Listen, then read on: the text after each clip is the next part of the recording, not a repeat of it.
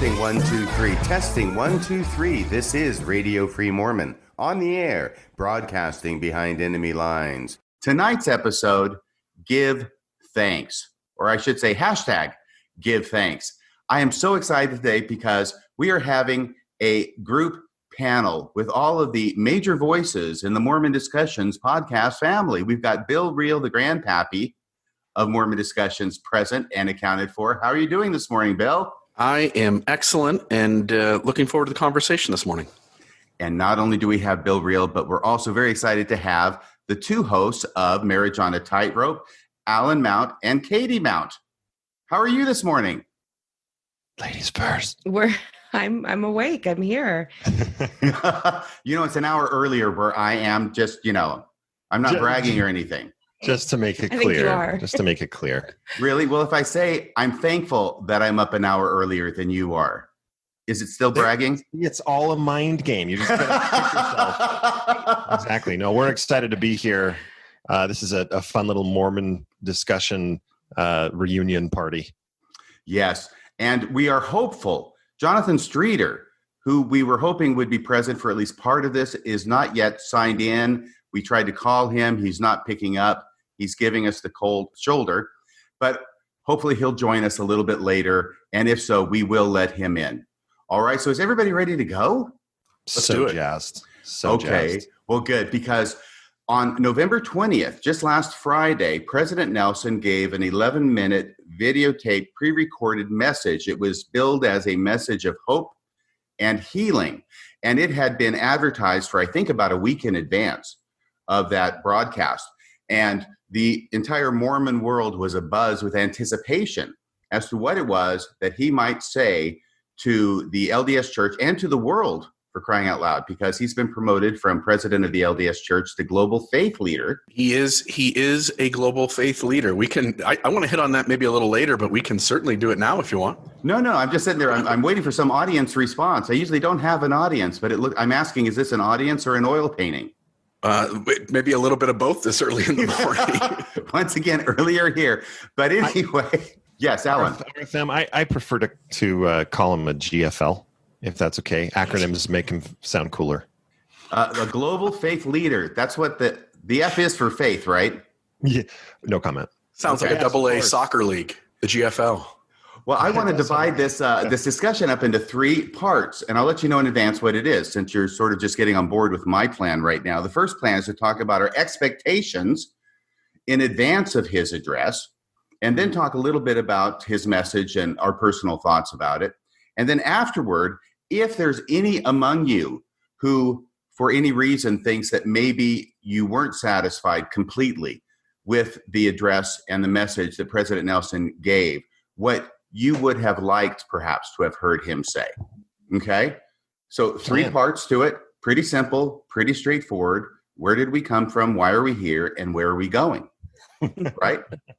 So, but as I say, getting into this expectation part, the Mormon world was abuzz about this. And frankly, I saw a lot of comments on social media from the faithful who gave kind of the expected sycophantic adulation that whatever it was that President Nelson was going to be saying would be the very best possible thing that could be said, and was guaranteed to give us not only hope, but also healing in this difficult time of 2020. By the way, today's date is November 25th, 2020 for future generations.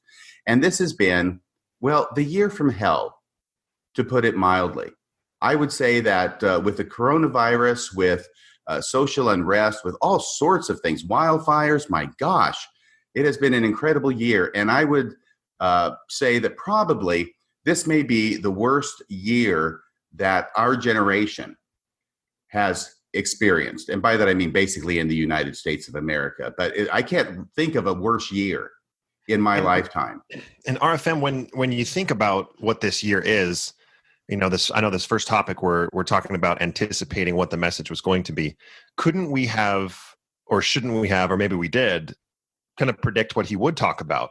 Well, yeah, and I think there was a lot of that going on. And I know that my prediction, which I mentioned to a number of people, was that what I expected was 11 minutes of pre-recorded pablum. And that's just based upon what I've seen before, what generally happens in General Conference. Obviously, this is supposed to be special. This is a month after General Conference from October. God has given him something new and important that he needs to say that he didn't say in General Conference.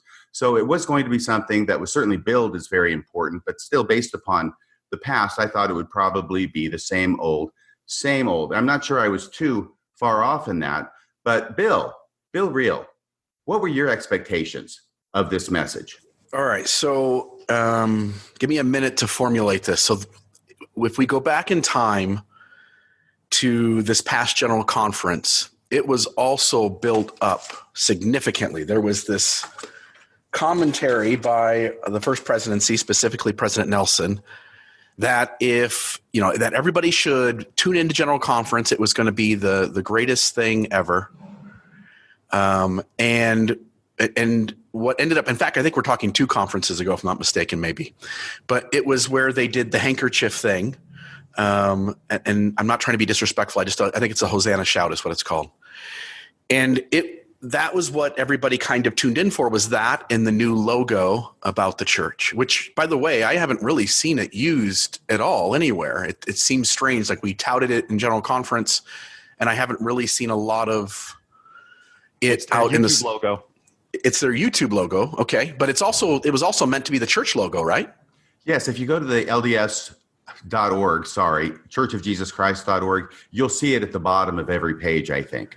Yeah, but it just hasn't gotten much social push. It hasn't really been, I haven't seen an effort to kind of get the entire world to go, hey, we changed our logo. Here it is all the time. So what I'm saying, or what I'm getting to, is that multiple times now with the 2 fast regarding COVID, the General Conference with the new logo and the Hosanna shout, the commentary in a few years ago in General Conference from Elder Cook about the church being as strong as ever. It just seems like we're trying to push this high bar on the membership. And the reality is that something somewhat disappointing kind of happens where the membership, and even us as post-Mormons, you and me, and maybe Allan too to some extent, as post-Mormons, we're waiting for something big to happen. Katie, I'd love to hear your 2 cents when I get done, if what your expectations were and whether they were met. But it just feels like over the last 4, 5, 6 years, whenever the church says it's going to do something really big, it really doesn't. And so by this point, I just didn't really expect that much. So all of that to get to the point of, I really didn't have a high expectation. There was a lot of things that if I were the president of the church, that in this moment of civil unrest, of a pandemic going on, of lives being lost, of people claiming a fraudulent election, there were a lot of things that I think a prophet, seer, and revelator, if I were him, what I would talk about. But I also kind of knew at this point that my expectations of what I would do weren't going to be what the church would do. And so to me, it was kind of, I don't know, it didn't live up to, I think, the hype of what they continually push when they ask us to join in on these things and to listen. Katie, what are your thoughts? I think when I got the email about it, I was more cautiously optimistic. I thought, okay, here's a chance to bring some comfort or hope to people who are really struggling. I didn't know what it was. I mean, I didn't really set the bar very high, to be honest with you. I just felt like, well, we'll just wait and see what happens. And I didn't feel like it was going to be this big revelation of anything. I just felt like it was more along the lines of like, what they do at Christmas time, the first presidency's message, or I think in the past, some of the things that have been talked about during General Conference has been tone deaf. And so I was hoping that whatever message that was going to be given was more on par with what's happening right now. Katie, can I ask you a question? Yeah. So all 4 of us grew up in the church, very committed to it. And I say grow up, I converted, of course, but very committed to the church in my young adulthood. The 3 of you, I mean, I know your stories. You guys have been committed to the church at various points in your lives. Allan and obviously not as much today in terms of activity. How and dare you. Bill, belief. don't make me come through the screen and slap you. That's twice. Okay, sorry. What did I do? What did I say wrong? Down your throat. Did I mislabel I'm you? Radio Free Mormon. Hello, Oh, McFly. shoot. Dang it. That I didn't even catch that. Well, I did. Okay. All right. I will have to edit the hell out of you, No. baby. I will edit it. I'll edit it tomorrow morning and I'll release it on Thanksgiving. That way we give thanks on Thanksgiving. Okay. All right. I'll fix it. I won't say that again. So knowing that, Katie, you're still in the church, Allan and RFM are out to some extent, at least in activity and belief.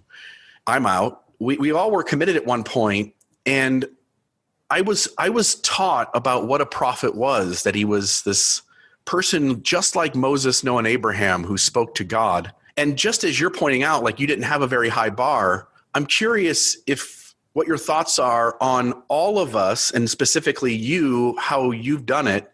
I think we've all had to kind of lower the bar of what a prophet is in terms of how Mormonism wants to define it and is able to carry it out to the degree at which they can fulfill the expectations of membership and those who are out. What's that process looked like for you? Because it sounds like you've done that too, that you've had to go like, look, I'm not really expecting much from this guy who claims to talk directly to God in these moments of huge crisis across the world. That's a really good question. I think that because definitely my thoughts and feelings have changed over the past couple years.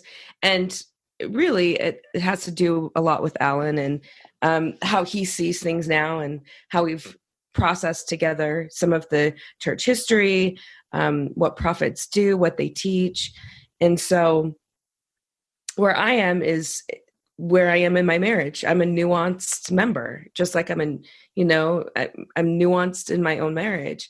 And so I think that sometimes it's difficult because maybe I feel like I'm straddling the line and I'm feeling like I'm trying my best to take it for what it is versus, okay, was it really inspired? Was this something that he actually talked to God about? And then he's giving us this message. And so having said that, I also know that before I never really thought that men, especially prophets, were infallible.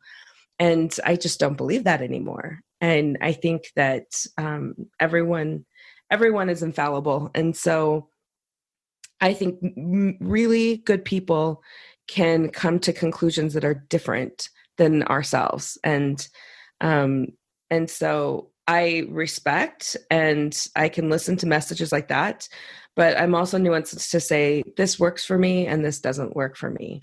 And I can use my own personal feelings and revelation to decide how I feel about it, which is a much different place than I was fully active believing in, where I took everything for face value.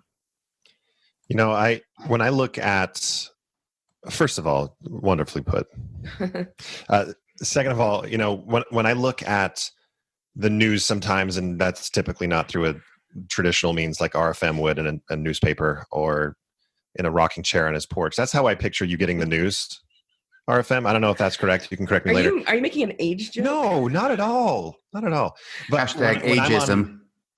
When I'm on Reddit or theyoungturks.com, I see the Pope Francis, making announcements or quotes from the Dalai Lama of some interview that he did. And when I see them doing positive things that a global faith leader would do, I don't really have any expectations for them because they were never part of my belief system. So when I see them making positive statements that aren't prophetic, but that are, you can say, inspiring, and God doesn't have to have a part of that word if you don't believe that, it doesn't bite as much. So I think much like the success to a marriage is low expectations, the success with your relationship with a religion perhaps is low expectations as well. And that's my expectation or anticipation of this event was just that. It was, the only bar that I really had to set was just please don't give ammunition to those that no longer believe the same way. I feel like that's, in general conference, that's certainly a theme going through my mind. being in a mixed faith marriage, for sure, being in families that are still believing, like that's one of the prevailing concerns when a leader of this church speaks is it's not going to wound me personally. In fact, I'm not even concerned that it's going to damage my relationship with my spouse because I know that she chooses me and that's wonderful. But what about my mom? What about my in-laws? What about my neighbors? That can be a little concerning. So going into this event, that's the only concern that I had. Other than that, the bar was set pretty low. Allan, I have a little bit of a personal question to ask you. Does Katie actually meet your low expectations of her? Oh, fighting words. Of course she does. I'm glad to know that. Katie, praise for you. Praise for you. You meet the low expectations. Okay, but here's the other thing, all right? And we've all talked about low expectations, but once again, there was a barrage of very high expectations that I saw by members. And it's almost like this self-fulfilling prophecy because they don't want to get ahead of ourselves. But after the message was given, I saw a huge buzz of, wow, that was the most wonderful thing in the world that could possibly ever have been said. And we're so thankful to have a prophet of God who speaks for God on the face of the earth today. And wonderful, wonderful, wonderful. So I think that we may be in the minority of people who had low expectations. However, once again, background on this is that we cannot ignore the fact, and I certainly haven't forgotten the fact, that about 6 to 7 months ago, I'd say 7 months ago now, President Nelson called upon the church and even the world for 2 worldwide days of fasting and prayer, 2 separate days, to turn back the pandemic. He gave one, I think the first one was on Good Friday. Apparently it didn't do the trick, so a second one was called for. This is obviously the background for this because the pandemic is still with us. And if anything, it's hit another spike, but it's very much with us. So now it's 7 months later, he's going to be giving an address on hope and healing. And one of the questions that I had was, is he going to address or even reference the fact that there were these 2 prior days of fasting prayer, which apparently did not work for whatever reason? And would he call on the world for a 3rd day of fasting and prayer under the theory that the 3rd time's the charm? I wondered if he was going to do that. Some people were wondering if he would, at a very minimal level, at least advocate from his prophetic bully pulpit the wearing of masks and social distancing. Because, of course, there is a contingent of people, and some of them are members of the LDS Church and faithful members of the LDS Church who look up to him as a prophet, who are not socially distancing, who are not wearing masks or even having protests about it. And so some people were thinking it would be a good idea if he gave the direction from his prophetic position to the members of the church to do those things. Were any of you aware of that, Allan? Into your anticipation, or do you want responses to those bullets? Go ahead, do whatever you want right now, whatever the Spirit moves you. Okay, so watching the video, if you only read it or listen to it, you're not going to catch the last few points that you just said, advocating for mask wearing and social distancing. I took a note here that says in the middle of the video, while he's talking about this crazy year, he does make mention. He says, where is it? He says, we see the critical need to spread the rate of infection. The critical need to spread it? To reduce the spread. Okay. The rate of infection. And while he says that, there is a video of someone putting a mask on. And then right after that, there is a picture of chairs that are 6 feet apart. So I think in their own, they're balancing. And truly, I feel for someone that is a global faith leader, especially an LDS global faith leader right now, the 2 camps are so divided, and a silly, should be not a political issue has become extremely political, where I feel it's, he's a doctor that spent 40 plus years wearing a mask because he knows it works. And he touts that in his video. Well, many times he touts that, right? Man of science. Yeah. So when they're making this video, it's like, how can we have him advocate for masks and social distancing and smart behavior during a pandemic without actually saying it and isolating over half of his base? I think that's the direction that they went. Again, that's maybe crossing from the anticipation of the event into the actual details, but that's what came to mind when you said that. No, that's fine. And I'm wondering why it is that a prophet and a global faith leader, as he is being proclaimed now, does not want to come out and say something that seems to many people, and I would assume to himself, like you said, he spent his career wearing masks so he doesn't infect the people he's operating on, right? Why is it that he doesn't just come out and say it? And why is it that it has to be done while he's talking, just in a video clip, a brief video clip too, of someone starting to put on a mask while he's talking over it? In my mind, it sort of sounds like the idea of having the gospel topics essays on the church website, but we're not going to announce it and we're going to bury them 3 clicks deep. What do you think, Bill? Yeah, it strikes me that the church's leaders are in this day very different from biblical prophets, and even very different from, say, Joseph Fielding Smith or a Bruce R. McConkie, in that it seems like we have to tiptoe and generalize and soften everything so as not to upset anybody.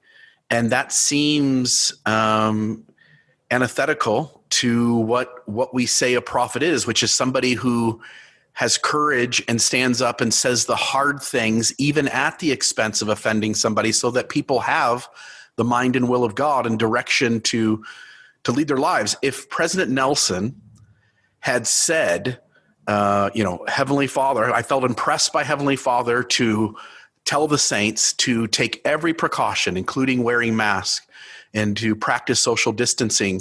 Number one, he would have saved lives by doing that, additional lives. And number two is the members of the church who struggle with mask wearing or social distancing. Many of them would have got in line and jumped on board. That's what we Mormons do when we believe and have a testimony, is when the prophet speaks, we do what's asked of us. And so I thought there was a great opportunity to have a positive impact in terms of saving real lives on the ground during this moment when, by the way, after Too Fast, we now have more deaths yesterday that we've had since, I think, May. This thing is hitting another peak, and we are still a little bit of time away from the majority of the population getting a vaccine, which should be coming quite quickly here. In a couple of weeks, it'll start going out. I think it was a failed opportunity. And I'm a little saddened that we are so careful of what we say that we actually allow real damage to be done by not giving good advice and telling people to take every precaution. Yes, going off of something that Allan had said, just a bit of concern that he wouldn't say anything that was damaging. And that was your main concern, that President Nelson not say anything that you would find would give ammunition maybe to critics of the church. And he probably avoided that much at least. I think it wasn't particularly remarkable, but on the other hand, it wasn't really damaging in any way, at least not that I can see, except for what Bill has said. He had the opportunity to literally probably actually save some lives by coming out and just being very direct and saying, you need to wear masks, you need to social distance, and you Mormons who are doing the opposite, you need to get in line with that right now. But once again, going off of what Allan had said, additional background is, of course, we know that this is the man who claimed revelation for the policy of exclusion, that was given by revelation. So we know he has the capacity to claim things as revelation from God that are generally seen as harmful to many members of the church. And so there is this, I don't want to say dread, that's probably too big a word, but apprehension that he might say something that could be harmful as well.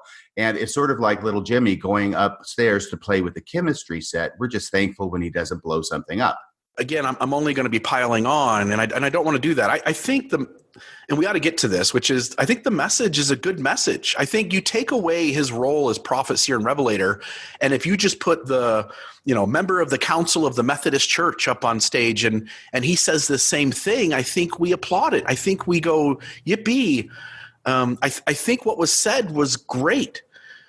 The problem is that here's a man, here's a church that claims this guy speaks directly to God, and he could say 1,000 things, and he got us, he tells us all that this came to him in the middle of the night again, which he's got a record of doing too. And so here's this opportunity for a man who claims to be the spokesman for God, the only spokesman upon the face of the earth for God. And there's a lot of things that would have been more valuable that could have been said or done that would have had real impact, because we're all giving thanks this week anyway. So again, I'm coming to come off negative. I just see a failed opportunity.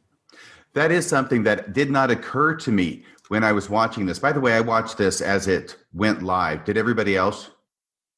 I did, yeah. I did not. I watched it an hour after it aired. Okay. I'm more righteous.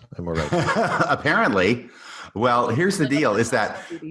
Ouch, true. Yeah. By the way, spoiler alert for everybody. Basically, the message was that he wanted people to be grateful for their blessings. Then there's this whole social media aspect of it, where he wanted people to every day for 7 days on social media using the hashtag give thanks, post about what they're thankful for. It did not occur to me at the time and to many others that, well, that's 7 days from Friday. So 7 days from Friday, what is that leading up to? Well, Thanksgiving. And so he's directing us to give thanks at Thanksgiving, which is a time when we typically understand that we're supposed to give thanks. Did that occur to you when you were listening to it, Allan? It did, yeah. And that's, I've engaged in a couple of posts. Bill, yours was one. And that's what I've pointed out. And it's, again, it's that expectation bar where it's, yeah, of course we should give thanks. And Bill, you're right. It is a positive message at this time of not just the year that it's always Thanksgiving, but at this time of this year, there's so much going on where it's like, okay, this, and he even mentions it in the message. There's not. This does not make the pain go away. It does not make the hurt go away. But let's stop. And he had a cute little couplet that he mentioned in it. That this is the bumper sticker slogan that I think he's very proud of. Right. Counting our blessings is far better than recounting our problems. And we can probably pick apart that. We can pick apart everything because that's why we have podcasts. but in general, it's let's be grateful. In fact, let's even be grateful for our problems. That's a very Eastern way of thinking. So to answer your question, RFM, I did think of that in real time where, yeah, of course, it was kind of an obvious thing to do this time of year. Let's absolutely count our blessings or be grateful for the things that we have. Katie, your thoughts before we go into the actual substance of this address. I feel like I was appreciative. I have not been on Facebook because I am so sick of the political voices out there that are just constantly a barrage on my own feeds. I'm sick of the COVID posts, the maskers versus non-maskers versus, we're getting our liberties and freedoms taken away from us versus you're selfish and you should be wearing a mask.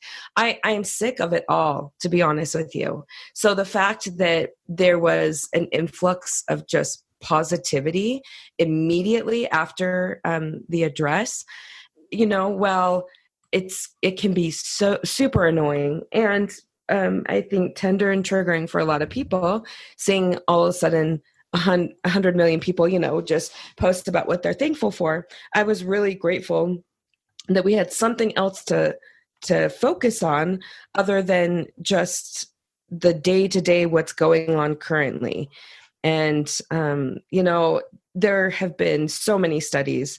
You can go to help.harvard.edu, and so many studies about the benefits of giving thanks and how it makes you happier. It can help your own health. And so, we wouldn't be having this conversation if Oprah would have said it and millions of people would have, hashtag give thanks Oprah to their messages. So for me, it's as simple as I appreciated the positivity. Katie is hashtag giving thanks for hashtag give thanks. That's right. Well, are you feeling happier about having done that? Sure. See, it works. It works. No, I think that you raise a good point because the danger that we run in doing a podcast of this sort is being overly critical of a message that in and of itself really is not objectionable. And there's a positivity to it, which needs to be recognized. And I want to say something. By the way, Bill, I know you've got the audio there. I was thinking that it might make this overly long and perhaps cumbersome to play the audio. because people can go and listen to it themselves. They may already have, but please go to churchofjesuschrist.org, listen to this message, and we can just talk about the things that stuck out to us. So I want to say also a positive thing about this message is that in the middle of it, when President Nelson is talking about the death of his first wife and the death of his two daughters, which he's mentioned before. I'm not going to say he's recounting his problems here, but he's mentioning those. And even though he's reading absolutely everything he's saying, and he's got the nice lighting and everything's looking good, but that's one of the things that always surprises me is that when you're focused on a person's face, and of course you're looking at their eyes, right, because they're talking and that we're accustomed to doing that. And when they're reading something, even if they're doing it very carefully, you can still see their eyes going back and forth. Having said all of that, he's reading it, and yet he got emotional when he was talking about his wife and passing away, and on the couch, collapsing while they're holding hands watching TV, and she dies of something that he was trained to be able to help with, and he could do nothing for her. I'm assuming, of course, she had a heart attack. And then about his two adult daughters dying of cancer. And he got emotional. And this was not the typical kind of emotion I see from general authorities in General Conference. I'm thinking especially of President Eyring. Outside of Eyring. Yeah, where it's just total fake. And it's on cue. I sensed there was a connection that he made with me in that moment that I felt he was being genuinely emotional. These were genuine emotions, and it connected with me. And I thought that was the strongest part of the entire message. So right now I'm talking about the strongest part of the message. Katie, what did you think was the strongest part of the message? I mean, you mentioned it. I really enjoyed the fact that he acknowledged that, he couldn't save either of them, and he's a prophet of God. Like, what does that say for me in my life? I think like, there's so much I can't control. And, maybe I don't like the talk that sometimes, if you have more faith, if you do X, Y, and Z, these blessings will come to you, or the pain will be taken from you. And clearly that isn't the case. And so I really appreciated that he acknowledged that even despite our best efforts, it's not going to always turn out the way that we want it to, including for him, who is a prophet. Yes, and I've got to say, the Radio Free Mormon part of me also has to acknowledge what he did not say, which is that he is a prophet of God and a priesthood holder with all the keys of the priesthood, the only guy on the face of the earth with all the keys of the priesthood, and still he couldn't do anything to save either his wife or his two adult daughters from passing away. That was something that I noted that was not said. But anyway, that's the Radio Free Mormon part of me. Allan, what did you think was the strongest part of the message? I mean, all the way leading up to the hashtag, which was towards the end of the video, I didn't have much there wasn't really much to dispute. I mean, you mentioned things that he didn't say, sure, but focusing on the actual message, if I can separate myself, which over time it becomes easier and easier for those who are transitioning away from the church or fresher to this, the longer you go, the less sting the messages from the top leadership give. It is more of like an Oprah message than it is a prophet message. And so that first part of it, there's the music in the background, which I'm a little weary of. At least I acknowledge the role that music can play in our emotions, and they absolutely use that profoundly. But I thought that overall it was positive. It was let's be grateful. Here are examples of how I have had dramatic loss in my life. I've never heard the story of his first wife passing. I knew that she passed, of course, but I didn't know any of the details. And so him sharing that the way that he shared, I think he was doing that to say, like, in a year, and again, I'm filling in the words for him, which maybe I shouldn't, but in a year where so many of us have lost so much, I know how you feel. I've lost too. And like you said, RFM, it was quite real. I want to get back to what you said about the hashtag, because that was the turning point I'm getting from you, Allan. But I want to finish with Bill talking about what Bill thinks the strongest part of the message was. It has been a long, difficult year in that we've all been unable to hang out with our friends like we used to. We've had to put distance between us and people at the grocery store. Whenever you walk into it, like we had COVID, our whole family had it back in June. And I remember sitting for that week, and I had a mild case. But I remember sitting through that week, and there were days where I'm like, uh-oh, it's getting a little worse today. It could go south. Like I remember learning that days 5 through 8 are when it could get really bad for people. And I have seen the photos and the videos of people in the hospital on ventilators. And I'm watching the deaths go up. And it has been a long, difficult year. Even if it hasn't really affected you and your family, it has. And so some of this social distance with people we care about, social distance from strangers, everybody has a mask on, so you can't really see people's smiles. It has worn on us. And this has been mild. I can't imagine living during other pandemics like the Black Plague and other times in world's history where a greater number of people suffered and died, a greater percentage of people, so that it was all around you. So for me, the idea of turning us away from all of this negative and being able to think about some of the things we've been grateful for was, to me, the positive part of the message. As I acknowledge, if it had come from any other place, or if it had come from a milder announcement from Mormonism, I would have applauded it. So for me, the part that I enjoyed and appreciated was for just a couple of seconds, stop focusing on all that's gone on this year that sucked, and being able to think about some of the good things that have happened in my life. So there's my 2 cents. Thank Bill, you for that. What are some of the good things this year that have happened? Excuse me, Allan. Allan, I'm the host. I don't get to ask questions. Now you're getting it. No. I hope I'm fulfilling your low expectations of me. No, Allan, go ahead. Ask Bill a question. Oh, you're great. No, I mean, I guess I'm not challenging. I'm asking Bill, like, hey, what's your hashtag give thanks for the 4 of us here? You mentioned good things this year. What's something good that's happened this year? So my wife and I, our marriage is as solid and as good as it's ever been. There has been, over the course of this year, great opportunities for the 2 of us to turn inward, to begin to be really vulnerable with each other, to be really transparent with each other, to allow each other to be our own person. And we are as content and fulfilled by each other than we've ever been in our 23 years. My kids are all doing pretty well. And I've got kids who have serious issues with depression and other things. They're all doing pretty good right now. Work is good. I've got a job that actually has at times been way better because of COVID.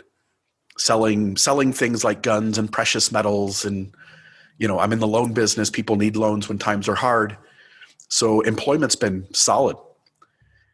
And I've got good friends, and while we haven't been able to hang out as much, there's a realization that you appreciate these people who are in your life.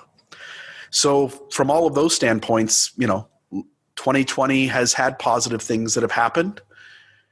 And maybe to some degree, some of those things might not have happened had COVID not occurred. And so those are some of the things that I'm grateful for. Thank you, Bill. That was awesome. RFM, you can proceed with your podcast. Thank you. Thank you for not asking me the question, because I make it a spiritual practice to not be thankful for things. Hashtag don't give thanks. Okay. Yeah. I just want to make another couple of Katie, did you have something you want to throw? Oh no, we started with you. Sorry. I've got to keep track of what we're doing in the round robin. Okay. So another couple comments that I had about this idea, and then I want to get back to Allan and your hashtag, because I think a lot of people had, if they had a problem, it was when it changed from being grateful, being thoughtful about our blessings and being grateful for those.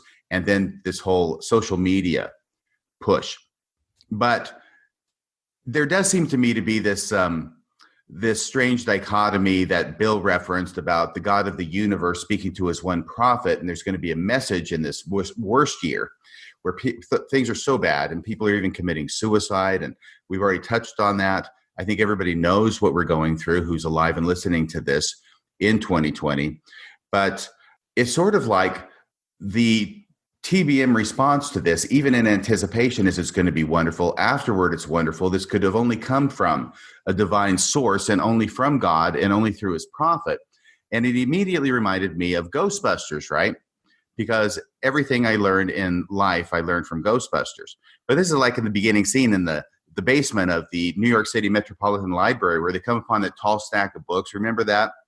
And Dan Aykroyd is gushing about it and how this could only have been done by supernatural means. And he says symmetrical book stacking, just like the Philadelphia mass turbulence of 1947. And Bill Murray looks at the books and he goes, "You're right. No human being would stack books like this." Do you remember that scene? Yeah. And it's sort of this idea that, okay, do we really need a prophet of God to give us a message, which we could find, Chicken Soup for the Soul. So many different songs about, having a positive mental attitude. I talked to John DeLynn about this once, and I said, it's like he's not so much a prophet as he is a life coach. And I said, but he's the one true and living life coach on the face of the earth. And DeLynn says, yeah, that's an insult to life coaches. Eat your heart out, Jody Moore. Jody Moore. Oh, my gosh. So, yeah, there's all this idea about just this contrast between the buildup for this message and then what is given. And in the situation in which it's given, with everything bad going on in 2020, it's almost like another scene from a movie where there's hundreds and even thousands of people being figuratively out here in the community and society being crucified. They're actually up on crosses suffering so much. And one of the guys starts singing, "Always look on the bright side of life." Always look on the bright side of life. Yes, that's what we're going to close with, okay? Because that was that sort of encapsulates my feelings about how underwhelmed I was by this message. It was kind of like a nothing burger with nothing on the side. And it could have come from any source, lots of different people, Chicken Soup for the Soul, Monty Python, Life of Brian. It could have come from so many different sources. But it's something that is not objectionable, and I think overall a positive message. So having said all of that, now we'll turn to the part of the message where he goes from just talking about being grateful for our blessings, all good, to making it into a social media push with hashtag give thanks, where he instructs the members of the church and anybody else who might be listening, by the way, because before this went on, everybody was supposed to share this and invite as many people as possible to listen to this message when it aired at, I think it was 10 o'clock Mountain Time on Friday, November 20th, 2020.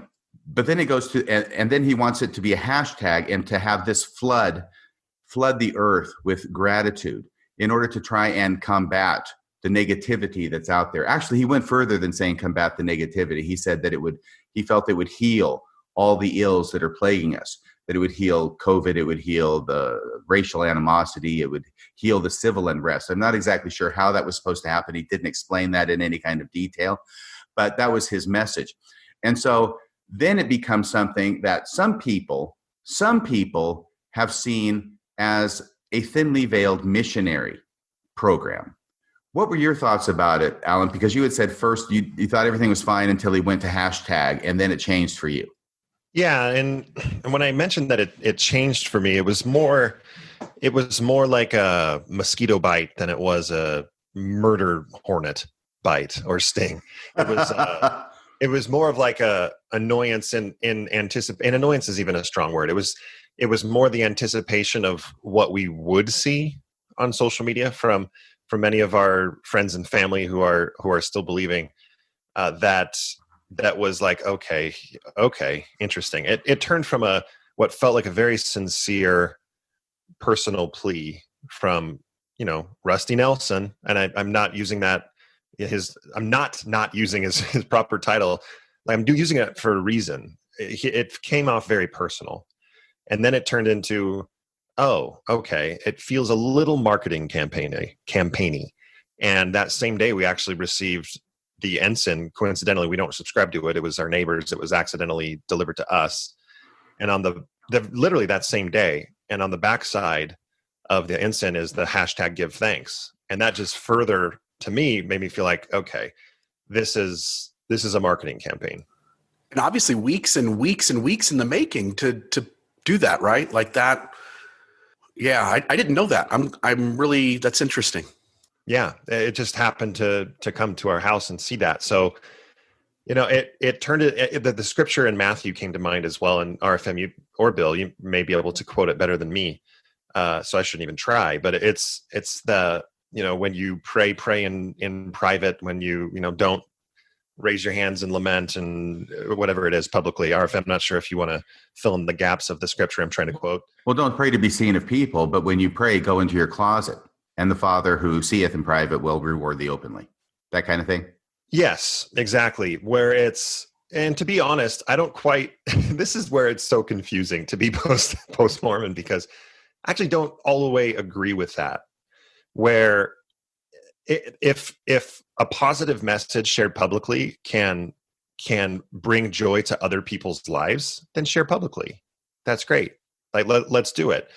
But it's the level of genuinicity. just let me use the word. It's that level of being genuine that really brings the positivity with it. And I think when I was watching live, seeing him roll out this hashtag, I was anticipating a lot of fakeness. And have I seen fakeness? Yeah, especially when you get towards the end of this challenge. People are like, oh shoot, what am I thankful now? Go The Office? Yeah, let's go with The Office or something like that. Yeah, and I kind of poked fun at that yesterday, where I posted that I was grateful for my learning the concept of a cadaver pinky in anatomy class, where you don't touch your pinky with the cadaver, because then you have a clean finger that you can use to turn the pages of your anatomy book or scratch your face. And yesterday I was making popcorn and I had buttery hands, but I didn't have a buttery pinky. And so I hashtag gave thanks for my clean pinky. So that's what I was thinking when the give thanks hashtag was rolled out. Katie, you're trying not to give an eye roll while Allan is telling that story about the cadaver pinky. No, you're not succeeding. But what do you think of that story? And what do you think of fakeness? What do you think of Allan's story? What do you think of the hashtag? That's a lot of things to think about, but I'd like to hear your thoughts. So, I mean, I think Allan's story is just dumb. It's a dumb story. That was the point. But I think that in anything that is done, in service that is done, in church callings, there is going to be a level of fakeness for some people. I mean, it's just, that's kind of expected. It goes along with it. Oh, my life is so perfect. Everything is so fine. I have no worries in the world. I have an amazing family, amazing husband. I can see how that can cut to people who are not in that space. Right. I think that's one thing about the church that is really hard to deal with, is some of the fakeness of it all. And I don't like the idea that it doesn't count if the world doesn't see it. That's not, I mean, that's for everyone's own interpretation. It's for them to decide. Right. I can't judge Allan's. I mean, I can judge because I'm his wife, but I can't judge. Part of the job description, I think. That's right. I can't judge Allan's story about his pinky. I can't give it too much thought, because for him, that's what he feels thankful for. Fine. For me, it's going to be something totally different. So I think that you can weed out some of the hashtag give thanks posts for yourself. And, I can tell when someone is being genuine. I saw multiple stories where someone said, I'm giving thanks to pain, because without pain, I wouldn't know that I had cancer again. And really raw and emotional things. People who said that they were grateful for their faith crisis because of all of the things that they had learned. And so I think that you just take it with a grain of salt. Different things are going to hit you different ways. You dismiss the ones that don't speak to you. the messages. And the hashtag give thanks, I just don't think it's, I think it's more positive than not. But I also think, for me, one way I decided to hashtag give thanks is I would write a text message to someone in particular that I was thankful for. And I didn't want to make a big scene of it on Facebook because that's not my style. And it becomes more genuine when you give thanks to the person individually versus in the realm of the big group. And for me, that was me honoring how I felt about it. It was a way for me to express myself. And it was also a way for me to take what I listened to and felt like it was good and put it out in the world. Can I ask you, Katie, first off, I want to seriously give thanks to you for showing up on this show. I know that there was a little bit of maybe I will, maybe I won't. Yes, I will. No, I won't. I definitely was waffling. Yes. I didn't know she was going to join us until about 10 minutes before we sat down. Oh, that would explain the handcuffs on the chair. That's something else. We'll talk about that in a different podcast. But I really like your idea. Not just a studio. Excuse me. Okay. Where was I? Oh yeah. I think that's a great idea that you had to let somebody know personally what you were thankful for. I'm guessing that person wasn't me. Maybe on the seventh day, something will be coming my way. I'm hoping. But did you brand that thing that you sent personally with hashtag give thanks? All I said was, in the spirit of giving thanks and being grateful for what I have, this is why I'm grateful for you. That's all I said. You didn't say hashtag give thanks? No. I didn't think you would. And that's not what? I mean, again, it doesn't feel genuine to me. Maybe for other people it might, but it didn't feel good. So I'm going to be authentic to myself and do it my way. Yes. And I agree with you. How can it possibly be authentic when what you're doing is doing something because somebody told you to do it, right? That's usually not authentic. Usually not, but I felt like, again, in the way that I did it, I felt like it honored where I was at. Okay. So great. to me, it felt authentic. And not that I couldn't be reminded by someone else to give thanks, but I didn't feel like I was jumping on the bandwagon and posting with everyone else random things. Perhaps it's like the reminder of we should be grateful is what hits us, and then we're the ones that get to decide the best way to express that. Whether it's quietly by ourselves, if you're vocal, you can do it out your window or on Facebook. You, like Katie, you don't want to not saying conform. You don't want to do it publicly. So I'm going to be making a more personal connection. So it's the reminder. It's not really you're not doing it because the prophet told you to. You're doing it because there was a reminder to be grateful, and 'tis the season. So you're going to be grateful in private. Yeah. And having that in mind, like, I can already tell you that, when I'm starting to lose patience in the grocery store line because things are taking forever or whatever. I had this experience twice where I was starting to lose patience, and I thought, you know what? That person is probably super overworked. They've probably been here all day. I just need to be thankful that they're here showing up for their shift. And so I think too, having that in my mind, having it be a little bit of a mindset, is been super helpful for me. So no matter who said it or how it was said, for me, I felt like it was a good thing. Okay, thank you for those comments. I want to make 3 comments of my own. Then I want to turn to Bill for your next comment. You'll have a little bit of lead-in time to think of this, Bill, about the text of the talk, anything that you wanted to say. But the first thing I wanted to say about is this missionary effort aspect to it. Because if you go to the LDS Church website, you will find, of course, at the very top, the healing power of gratitude. Watch new video, and you've got President Nelson's face. And underneath it, there are 4 icons. The first one on the left is the story behind my global prayer of gratitude. And that's where we find out that this actually is something that came to him in the middle of the night.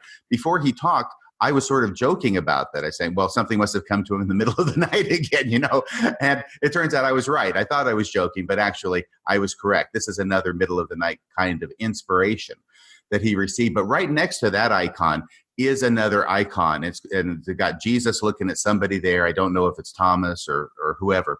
but it's got hashtag give thanks on it. And it says a key to hope and healing. This is the key to hope and healing, this whole thing. This is the panacea that's going to cure all our ills. And if you click on that, this is where you get to the missionary aspect of it. It says invite all to hashtag give thanks this week. So everybody's supposed to be invited to do this. If you click on that, then what you find is, once again, the picture of President Nelson at the top where you can watch the video. But then there's 4 steps. I don't know if you're doing this with me, but the first step is turn social media into your own gratitude journal. Well, this is the first I've heard of journals in decades. We used to hear about them all the time and how all members of the church were supposed to keep a daily, or hopefully daily, journal. But now we're turning social media into our own gratitude journal. A year or so ago, President Nelson was advocating a social media fast. Now he's advocating a social media feast, is how I've heard it expressed. But this is what he wants us to do. And so it goes to everybody in the world. And by the way, I also have to mention that in the text of his address, he can't seem to help but see this inspiration he received in the middle of the night in this hashtag Give Thanks program as, at least in part, a fulfillment of the prophecy and promise that God gave to Abraham, that in thee and in thy seed should all the families of the earth be blessed. So I'm not sure if that tells us a little bit about how President Nelson sees himself as much as it tells us about that promise. But I'll leave that observation at that. Going to number 2, say a prayer of thanks, because remember, of course, that's part 2. He gives a 2-part prescription, 2 activities, he says. And the first activity is a social media thing. And the second one almost seems thrown in there because it's like pray to God every day and give him thanks. Well, I'm pretty sure that as Mormons, we're doing that already. And then 3. Okay. No. This is what's important. Say a prayer of thanks. And then there's a nice icon there. It says, if you're not sure how to reach out to God, we can help you learn the basics of prayer. And then there's a little box there that you can click called Meet with Missionaries. So there's part of this missionary effort right there that I'm seeing, because I got a feeling that if you click that box and sign up to meet with the missionaries, they may be interested in doing more than just teaching you about the basics of prayer. I don't know. It's just a guess on my part. And then 3, build your relationship with Jesus. Okay, now that sounds kind of nice and not particularly Mormon-centric, right? It sounds ecumenical, but they have this whole program, Get to Know Jesus Christ by Following in His Footsteps. Sign up to start the Walk with Christ email series. So then you can start getting regular emails about Jesus. And after you get a few of those, if you look further into it, I didn't actually sign up, forgive me. But then you find out that once you're done with the ones about Jesus, then they have other things that they're going to want to email you about. And I expect that those will be more Mormon-centric. And so those are the things. And is that 4 or is that 3? Yeah, that's just 3 things. So it's a 3-step process. By the way, if you scroll to the bottom of that page, Bill, you will see the new logo, the Jesus in a bathtub logo. Are you there? Have you been following along with this, Bill? Yeah, I'm looking at the picture right now. Okay. Yeah, it looks like I've seen multiple times where there was like an upside down bathtub with a Mother Mary statue in it, and this kind of I saw a lot of those in Ohio, by the way, and this kind of reminds me of that. It's kind of Jesus standing in an archway with the name of the church below. Right. So that was the second thing I wanted to talk about, which is this missionary push with this hashtag Give Thanks. And then I want to talk a little bit about, if I can put the fakeness, I never want to judge another person, okay? Because, I'm just not the judgmental kind. Haters got to hate, and I don't do that. But now people are laughing. I'm not trying to be funny now, and people are laughing. Story of my life. But there is a person who is a friend of mine, and I'm not going to mention this person's name at all, and you'll understand why. Brian. No, it's actually you, Allan. But this person at the beginning of the 7 days, very faithful Mormon, okay? At the beginning of this first 7 days, of course, he's doing what everybody else is doing. I'm thankful for my wonderful wife, and you got to say that, right?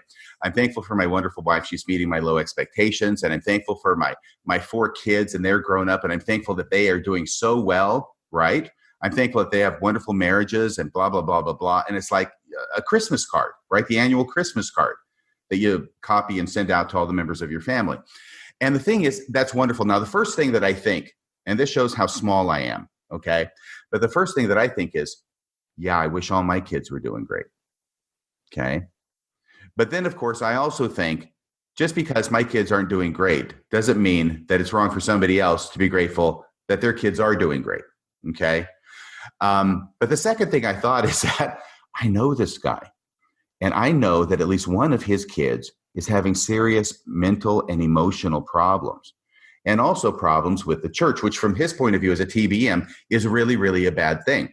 So I know the backstory just because I happen to know this person personally, and he's told me this.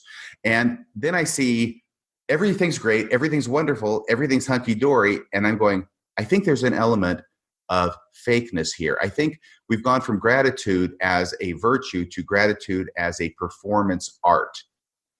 So he's grateful for all this. And by the way, like you said, Allan, by the time you start getting to day 7, you start running out of things. And so you start going to, I don't know, anatomy pinkies or whatever it was that you talked about. Cadaver pinkies. Thank you. Yeah. Cadaver pinkies. Thank you. You learned it in anatomy class.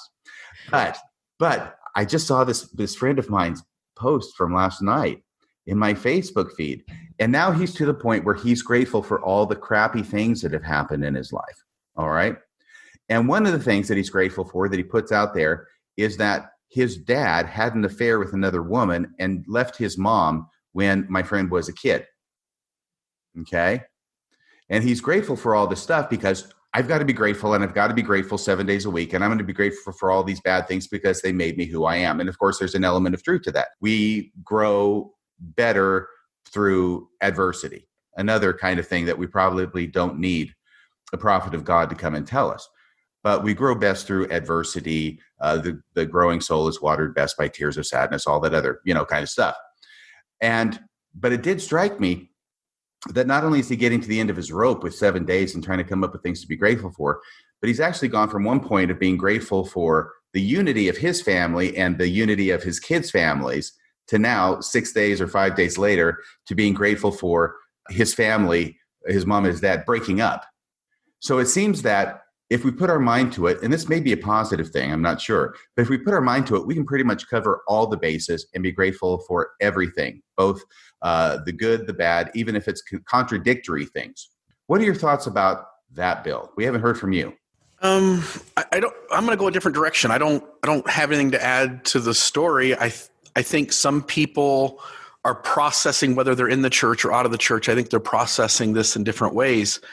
What struck me, and I want to make sure we get this in, because you pointed to it, which was right after this released, this video, right after President Nelson stepped in front of a camera and did this, there was also this thing that hit the church website, again, churchofjesuschrist.org. It's right there at the top.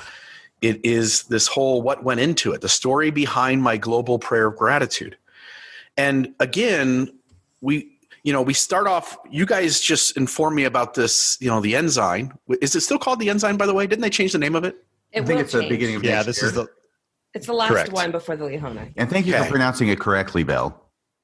Okay, I'm glad I did. I get a lot of pronunciations wrong, like Brigham Young. So I'm looking at you, Allan. It's the ensign, right? What am I saying wrong? You're saying ensign. Ensign is a rank in the Navy. And Star Trek. Your mom's a rank. Ensign is the way you pronounce a banner after which the magazine is named, but you don't have to worry about it at the beginning of next year because it'll just be the Liahone A. The Liahone. Which by the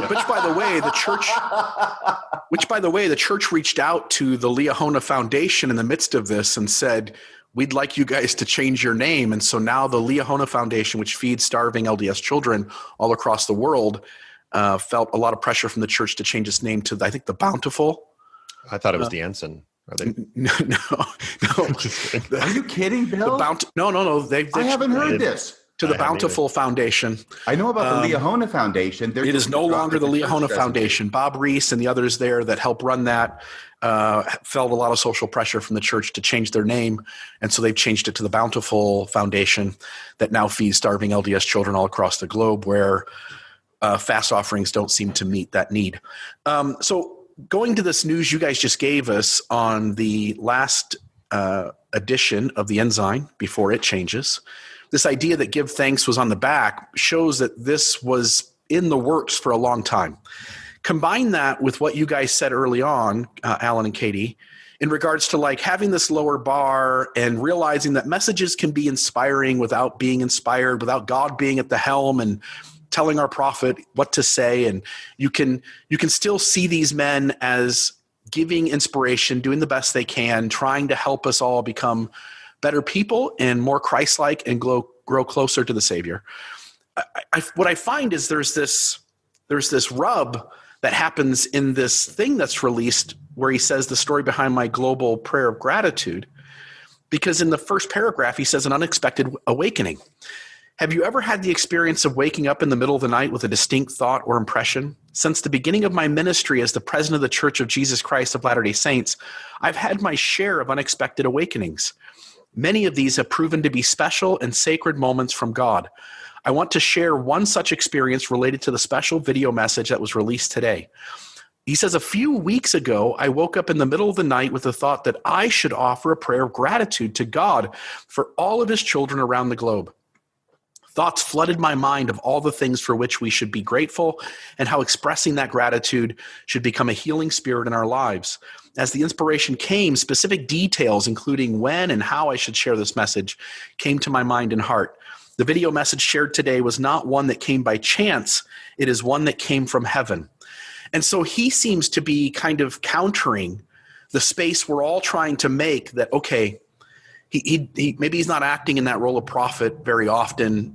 Maybe some presidents of the church never act in that role of prophet. They're just doing the best they can.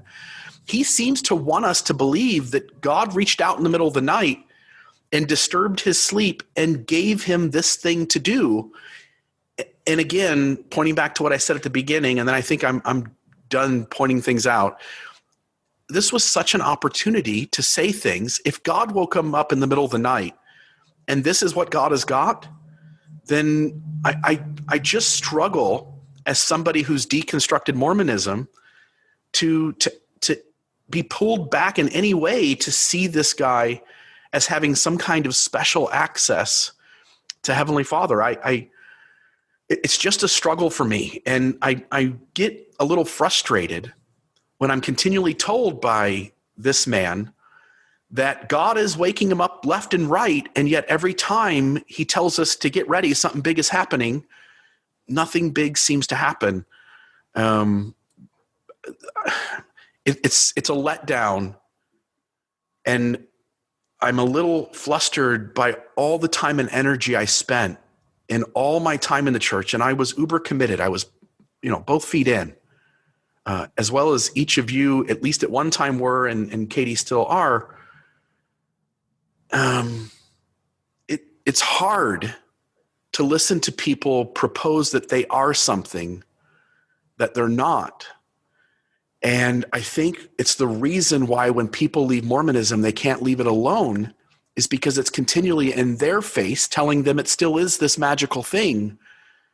And it still does damage in relationships, and it still does damage to those who are still believing when somebody loses belief and steps out, because this thing claims to be this magical thing, that the only thing on earth that has what it has. I want to be a voice for people who have left, and to recognize why people are hurt and bitter and frustrated, why people like me are posting different kinds of give thanks on our Facebook page, and that we ought to have some, not just tolerance, but some compassion and some allowance for why people who have deconstructed the church, why they've done so, and why they're still frustrated with the institution. Do you have any thoughts on that, Katie? No, other than I can feel, Bill, I can feel like where you're coming from, and I can feel really the raw emotion that you feel in that. And that is just as valid as my feelings. And I may feel different than you, but that doesn't invalidate either of us. And so I appreciate you expressing that, because I think it's important for everyone to have a voice, and that voice is absolutely needed as well. Katie, I'm not here to put you on the hot seat, Thank you, okay? I think you are. But I wanted to ask you, do you feel differently than Bill expressed? And if so, in what way?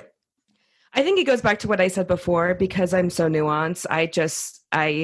I have decided that I'll just take it for face value for what they're trying to present, if and no other way. And if that applies to me, I will apply that to my life. And if not, then I can swipe it away, right? So for me, the message was positive. It was in good spirit. I do believe that people can have inspiration. Some people get it through dreams. Some people get it through meditation. Some people get it in the middle of the night. That doesn't bother me. And, the larger message of wanting something bigger to happen, or a message that was bigger, or an announcement, I just don't feel like that's who he is as a person. And so I don't really see that happening. I feel like they're trying to be, at least he's trying just to make it neutral as possible, make it something that's going to be positive, and let people do what they want with the message. And that's what I got out of it. Katie? Overall, for me, it was positive. Katie, follow-up question. Okay. What do you think of the fact that God is continually waking up this 96-year-old man in the middle of the night sleep and never just talks to him during regular business hours? It seems rather rude. It is kind of rude, isn't it? Do you think it correlates with like the time he has to pee? Right. I mean, he's got a prostate problem, I think. At that age, doesn't everybody? I know, that's true. Alan, That's true. Alan should be prophet. I mean, I'm up just as often as he is. What? I'm not getting tired though. Alan? He's up 3 times a night. I am 6'7", but I have the bladder of a 5-year-old girl. I think that I'm not going to be the judge of how people receive inspiration. So, however that happens, if that's what they want to say is they woke up in the middle of the night, I don't care. It's like God lives in Eastern Europe, and he's on a totally different time zone, right? So it's the middle of his day, and he's calling President Nelson, and it's the middle of the night. It's Collab London time. Yes, Alan, I wanted to ask you what you think of your wife's comment. I'll Be answer. careful. I'll answer. I would like to simultaneously agree with Bill and Katie. How's that? No, the space that we're in with him in a mixed faith marriage, and in all the couples that we talk to, has really prepared both of us to be able to walk that middle road and really put ourselves in each other's shoes and in everyone else's shoes in between. So when I hear her speak about, she knows that I can come across as either judgy or rightfully upset at some of the things that President Nelson will say. And she understands that, and she empathizes with that, even though she doesn't feel the same way. I feel like I have learned to give her that same space in return, where I shouldn't project my feelings of betrayal or hurt on her, because that's not her experience. So when she shares things like she just said, and she's grateful that this is mostly positive, that's awesome. And that's great for her. And she took that message and she strengthened relationships with her sisters and with other friends through private messages. Is that who she sent the letter to, Alan? I'm sorry? Is that who she sent the letter to? She was trying not to say. Oh, well, I mean, she mentioned to me, that she just texts a few of, and then her sisters. Friends that are in the same spot as me. Okay. Yeah. So that's for me. I'm # giving thanks for her positive experience through this. I think it's great. Okay. So let me make a few other comments here, and then I want to get them to bounce off you, get your comments. First off, I thought it'd be a great idea if I talked to somebody who's never been a Mormon, and that's my fiance. Okay. Never been a Mormon. Tell her about this message, get her reaction to it. She actually didn't want to watch it. I said it's only 11 minutes long. She says that's too long. Okay. So I told her what the basic idea was, and her response was, well, yeah, that sounds like a great idea and everything, but it also sounds like something that a teacher would tell a first grade class. Okay, guys, we want to be thankful about everything, or write an essay about what you did on summer vacation. And excuse me, I was just seeing a little message coming in from Alan. I'm sorry, I'm not supposed to comment on it. Apparently, oh my gosh, they're going to have to leave shortly. Okay. So we want to focus on them. But yeah, and when she said that, all of a sudden I'm seeing it kind of differently, and I can immediately see what she's talking about. It is very much kind of like a little kid thing to do in some ways. And it sort of plays into the idea about the infantilization that some people talk about, that they see of the members of the church, that they're always kept as little children, they're treated as little children, they're talked down to as if they were little children. And the way I put it is that in the LDS church, we never really graduate from primary. So since Allan and Kattie, by the way, Allan, that message about you got to go here in 5 minutes, that applies to Kattie too, or is Kattie going to hang on? I mean, it does. He's got it, yeah. I have to take a call on this computer here. Okay, so here's the deal. You can respond to that. You can make your closing comments. The remaining 5 minutes are yours. Oh, wow. No, that's an interesting concept. I mean, I memorized all 13 articles of faith, so I'm pretty sure I graduated primary, but understanding what future Mrs. Radio Free Mormon, I don't know what to call her, Miss Radio Free Mormon. I've met her in real life as well, and she's delightful. But I see what she's saying. I think that this is one of those things. Jonathan Streeter, I know, wasn't able to join us, but I saw his comment on one of the posts where it's like, I have plenty to criticize the church on. I'm just going to let this one slide. That's more or less how I feel about it, where absolutely everything that we've said here that is critical is true. Absolutely. There are bigger fish to fry. And in large part, I think that in a few weeks, this will all just be forgotten and we won't really be thinking about it much. So that's, with that being said, I'm hashtag giving thanks for Kattie because I love you. And Bill, I love you too. And RFM, I love you more. My gosh, you guys are great. Love you most. Katie? I think I like what your fiance said about it's like a first grade lesson. I think that just goes to show the simplicity of the message. And so you take it for what, you want to. I feel like sometimes we try to make these grand gestures in the church, and oftentimes they fall short. And so going back to just like very simple things you can do is usually the best way. And also it's something easy, right? People don't need complicated things, and the church is full of complicated things. And so the simplicity of the message, the simplicity of the hashtag, I felt overall was positive. I recognize the hurt some people feel. I recognize that people are probably gagging at some of the posts that others are making, knowing exactly the situations these friends or family members are in. But also, I feel like it's everyone's right to do it how they want to. And I've been overly grateful for the fact that there's been such positivity rather than negativity. You're muted, I think. Oh, sorry. Sorry about that. I was muted. Probably a good thing. Actually, I was saying I'm so thankful for both of you, Katie and Allan, coming on the show. And I think that's a great way to finish it. Now, Bill, you and I are going to hang on for a few more minutes, right? And we're going to talk about Allan and Katie. Yeah, I don't have much more, but yeah, I can probably go another 5 or 10. Oh, really? Okay. Well, maybe I'll have to expatiate on my own for a while after that. I got so many thoughts about this address. But thank you so much for Allan and Katie for joining us. By the way, there's 2 minutes left. Did you want to maybe drop a little promo for a certain thing you got coming up in January? Oh, yeah, sure. So, I mean, if you're not familiar with our podcast, Marriage on a Tightrope, Mixed Faith Marriage Podcast, a lot of people are in this space. We've partnered with Natasha Helfer to do a 6-week mixed faith marriage course that is done, of course, through Zoom. Even without the pandemic, it would be difficult for all the people across the world and mostly the US to join with us. So it's a 6-week course where you learn how to make a mixed faith marriage not only work, but thrive. So if you're interested in that, if you want to learn more, you can go to marriageonatightrope.thinkific.com. That's THINKIFIC.com.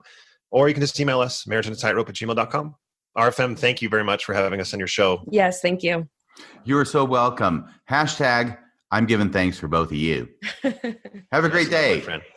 You too. Audience, stay with us. Stay with us. They're leaving the building. Bye-bye. Okay, Bill. Hey, just really quick, just to put a little plug in for those two. They've got a Facebook group, Marriage on a Tightrope, and I think there's 1,500 to 1,800 people there. You and I deconstruct and reconstruct Mormonism in our podcast. We're constantly talking about the issues in Mormon history. Those two are really doing real work on the ground in helping marriages move beyond this kind of tense moment of one partner leaving the religion or deconstructing their beliefs. And I don't think they get enough credit. I just would suggest for anybody listening who's a fan of Marriage on a Tightrope, you and I don't mean this as any kind of, I hope this comes across the right way. You and I get a decent amount of donations. We do pretty well. And I'm surprised that we aren't able to get more donations for Marriage on a Tightrope, because they're doing a way greater work and it's impacting way more people in like real serious ways. My 2 cents is for anybody who loves Marriage on a Tightrope or finds value in that podcast, would you just go on to Mormon Discussion podcast.org and hit the donate button and just hit the drop down window and donate to Marriage on a Tightrope. Those two should be on some level compensated for their heavy contribution they make to this space in ways that help marriages to make it through these moments where I think on some level, maybe 40, 50% of marriages don't. Anyway, my 2 cents, those guys are just doing the greatest work that I'm aware of inside Mormonism. You and I have these fun conversations, but those guys are where the rubber meets the road. That's a really good point. I also want to say that I really enjoy listening to their podcast because they have a wonderful way of expressing themselves, of bouncing off of each other. They have a great rapport, and it makes for fun listening. So I encourage everybody to listen to their podcast as well. And if you are going to donate to their podcast, and I encourage you to, just make sure you're not taking it away from your donations to me. Okay. So with that said. Okay. So here's the big overall picture that I got of this message. First off, he presents himself as a man of science and a man of faith, right? But once again, this background about the 2 failed days of fasting and prayer, which he ends up not mentioning. He doesn't ask for a 3rd day of fasting and prayer. He doesn't mention the prior 2 days of fasting and prayer from half a year ago, which did not work. And it's interesting to me how he changes his, without mentioning it, he sort of changes his approach. Now, first off, he says, I'm a man of science, and we've got all these people who are working hard on, coming up with a cure for COVID, and we wish them the best, but I'm really not going to talk about that because as a man of faith, I see all these other ills in the world. And that's what he's really going to talk about. No longer is he going to be about asking God to turn back COVID as a man of faith. Instead, he's going to leave that to the medical professionals. And what he says about the other ills is, as a man of faith, however, I view the current pandemic as only one of many ills that plague our world, including hate, civil unrest, racism, violence, dishonesty, and lack of civility. So that's really what he's going to talk about there. And then he says right after that, skilled scientists and researchers are laboring diligently to develop and distribute a vaccine against the coronavirus. So now it's all in the hands of science. God is out of the picture when it comes to a cure for the coronavirus. And I see this as at least a mild form of gaslighting. We're not going to talk about the prior days of fasting and prayer, which didn't do the trick. Instead, now we're just going to shift the message and leave it out of God's hand and put it into the hands of the scientists. And then he's going to go on and talk about gratitude as a way that he claims will heal these problems that he has identified. And once again, he doesn't exactly say how it is that it's going to heal those things. It may make us feel better about ourselves personally. It may make us more happy. And I think that there's probably evidence to support that. Generally, being grateful is better. A happy heart or a thankful heart is a happy heart, as VeggieTales sings it. And when he gets down, by the way, to his prayer, remember when he gives his prayer at the end? He bows his head and he prays. And this is what he says about COVID. Notice that it's no longer about God healing the COVID and turning it back. Instead, now the shift goes from God to us to deal with the COVID crisis. And in the middle of his prayer, he says, we are grateful for all who are striving to combat the COVID pandemic. Please bless them with protection and inspiration. Well, what inspiration? The inspiration they need to cure it, right? Please bless them with protection and inspiration. And then he concludes this part with, wilt thou help us end this virus that has plagued so many of thy children? And by the way, not only does he change this, then he actually sort of highlights what it is that I'm talking about when I talk about at least a mild case of gaslighting, without mentioning the 2 prior days of fasting and prayer and how they didn't work, and now how he's shifting it from God to mortal man and science to come up with the cure. Let me see here where I can find this. Excuse me. I apologize. You probably hear me scrolling. Oh, yes. It's right before he gives the prayer. And when he's talking about his second activity, which is just praying every day and giving God thanks, he says, second, let us unite in thanking God through daily prayer. Jesus Christ taught his disciples to pray by first expressing gratitude to God and then petitioning him for the things we need. Okay, then he says this. Are you ready, Bill? Prayer brings forth miracles. He says that in his talk that he gives, his address. He says that in the story leading up to the talk. He thinks it's important to reemphasize it. But when he says prayer brings forth miracles, my immediate reaction when I heard it was, well, yeah, except for those 2 worldwide days of fasting and prayer to turn back the COVID, which we aren't going to talk about. Your thoughts about that, Bill? So obviously the words, let me back up. When you read, like he's praying for the safety, may Heavenly Father bless these people to be safe and come up with a vaccine. And the reality is, I understand there's a placebo effect to praying. The reality is praying seems ineffective at really solving any kind of problem. It might solve the problem of you eventually finding your car keys. It doesn't solve the problem of people not being kidnapped or people being sold into the sex trade business. It doesn't solve the problems that and the ills that face society on a daily basis. And it sure as heck doesn't seem to be having any effect on COVID-19. There are certain things that seem odd. So Utah has its cases are up to 2,244 new cases on Monday. Here we are on Wednesday. Thanksgiving is tomorrow. And because of the Mormon influence on the state of Utah, unlike all the other states, Utah dropped its restrictions on social gatherings for Thanksgiving. So you have LDS, Mormon governor Gary Herbert, who, under pressure from the people and from Mormonism, has dropped the restrictions in the state of Utah so that groups of 40 and 50, because it was 10 or less. He dropped it so that 40 or 50 people in a family can get together and have Thanksgiving. RFM, what do you think is going to be the result of President Nelson's prayer in Utah about 3 or 4 days after Thanksgiving? I'm guessing it's going to be ineffectual.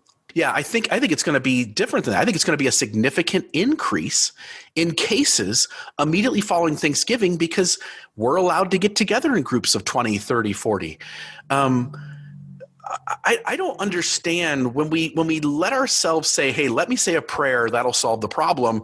Look, we've had 2 fasts. They didn't work.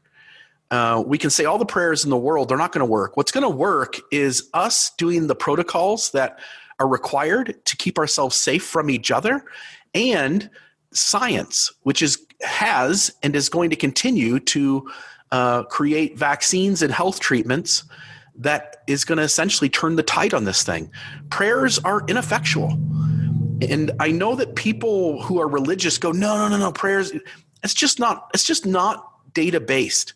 We can get 100 people together and say prayers for something, and we can get 100 people together and do science on that thing. And the group on doing science is going to outbeat the prayers by far every single time. And the prayers are going to be shown to have the exact same effect that the placebo effect is. It's not real. We're playing in a play world where we say like, oh yeah, well, just because I say this thing is true, it is. It's not. So there's another little rant from me. Prayers are great if you want to just capture the placebo effect, but if you want to actually make a difference, you have to get off the couch and do some science. Yeah, it's sort of like the habit we have in the LDS church of having, I don't know, punch and cookies or whatever after an activity. And there's always the closing prayer, please bless the refreshments that they may nourish and strengthen our bodies. Well, the prayer isn't going to change the fact that those things aren't any good for us. They're not going to nourish our bodies. They're not going to strengthen our bodies. Yeah. And 10 of the people still have diabetes and 3 of them are going to die this year. That's just the nature of life. Yeah, so we have a habit of this idea of praying things that even I think at some level we know are kind of ridiculous, but we do it anyway because it's what we're supposed to do, and we hope for the best. Yeah. Yeah, and I think the leaders pick up on this. I mean, again, are these guys healing anybody in Utah of COVID? No. These guys don't spend any time at the primary babies hospital in Salt Lake City, blessing babies. Like you told me before, people aren't walking out the front door healed from priesthood blessings. Every general conference you pointed out, nobody gets healed. Everybody just dies. President Nelson, again, no offense to the story, but there was that young girl who had cancer. He didn't bless her to be healed. That just wasn't going to happen. He knows inside his head he can't turn the tide on any of this. But we have to give lip service to it because that's Mormonism. And the reality is it really doesn't work the way we think it does, or we want it to, or we hope it does, or we say it does. It just works the way humanity works, and the chips fall where they may. Do you have 5 more minutes for me to make one more comment? It's so small, but to me, I think it's of interest. Please, I've got till 9:45, but then I got to let you go. Which is 4 minutes away, so I better hurry. It has to do when he's talking about his wife of 60 years, Dancel, passing away. And he makes this interesting statement. And it stuck out to me, even though it's so small. And it stuck out to me because that the fact that he felt he needed to make it. And here's what he says. I am grateful to God for the nearly 60 years Dancel and I shared together, for a lifetime of love and joy and cherished memories. And then he says this, and I thank him for my wife, Wendy, whom I met after Dancel's passing, period.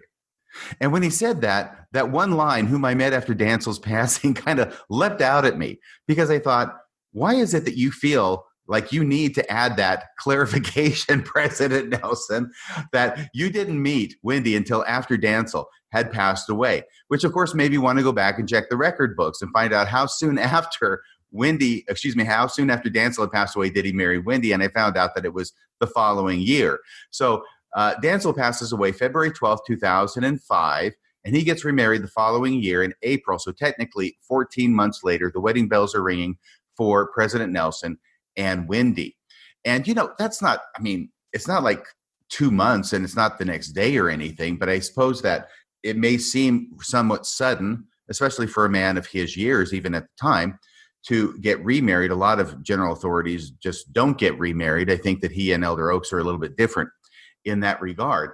But it was just so interesting to me that he felt it was necessary to add that in some way, either personally or from other people, that he got some kind of pushback about having married so soon afterward, and was there some impropriety there? I'm not saying there was any impropriety there. He actually did know Wendy before Dancel passed and they had something going on. And I'm not even suggesting that that's the case. I just think it's interesting that he personally felt the necessity in this 11-minute worldwide broadcast, when he's thanking him or God for his wife Wendy, he feels compelled to add, whom I met after Dancel's passing. And of course, this made me go back to Hamlet, right? Where Hamlet's having the same problem, where his dad dies and his mom gets remarried within 2 months in his case, right? Not even 2 months. And he's talking to Horatio, his friend, about it. It's a great line. It's very brief, but he's talking about how quickly his mom got married after his father's funeral. And he says, thrift, Horatio, the funeral baked meats did coldly furnish forth the marriage tables. So it's like, she got married so soon after her first husband's death that the food from the funeral was able to be used to feed people at the marriage. It was just a little cold. Just a little cold. Just a little bit cold. It's just a funny line. And that's what it made me think of. So anyway, it's these little things sometimes that jump out at me. And I wonder, what is going on in your brain, President Nelson, that you feel like you need to add whom I met after Dancel's passing? At a minimum, it seems like there's a sort of virtue signaling going on, that he wants to make that clear for anybody who's interested or even thinking about it at this point, that everything was on the up and up. And this marriage 14 months later, after his first wife passed, he didn't know Wendy beforehand. There was nothing going on here, nothing to see here. Just move along. Yeah, it's almost felt like there was a little whisper somewhere that he was trying to straighten out and put right. Right. And at the time in 2006, and of course, Wendy, this is her first marriage, and she had a career as a professor of marriage and family therapy at BYU. And she retired from that job. Do you know what year she retired? Yeah, probably the same moment he took over as president of the church. No, well, when they got married. Or when they got married, I'm sorry. Yeah. That's okay. Yeah, in 2006, boom, I'm retired. So, and that makes sense. And I'm not criticizing. You don't need the double income anymore. Well, no. I mean, not when you're married a retired heart surgeon, for crying out loud. Oh my gosh. So at the time, so it's 2006, and she would have been how old? She would have been 66 years old. She was, 56 years old. She was born in 1950. So in 2006, she's 56 years old, and he would have been, well, he's 96 now. So if you subtract 10, that's 86. He would have been 80 years old then. And he didn't even serve a mission. So it's not like he got the blessing of serving a mission and, all those promises to those young men. If they serve faithfully, then they'll get this beautiful young bride. He didn't even serve a mission to get that. He just coincidence and stroke of luck. Yeah. She's 56. He's 80. He was really robbing the cradle, I think. Yeah. You got it.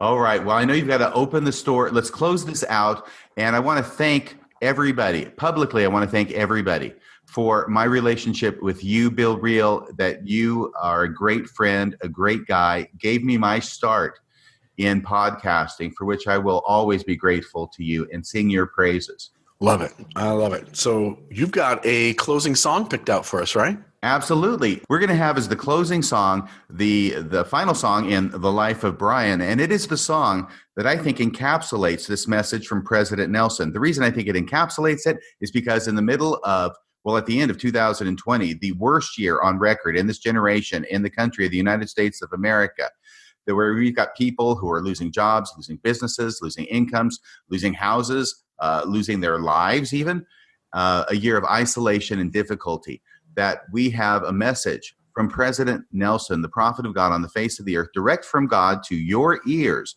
The healing message here is be grateful. Always look on the bright side of life. That's about all for tonight. Until next time, this is Radio Free Mormon, signing off the air.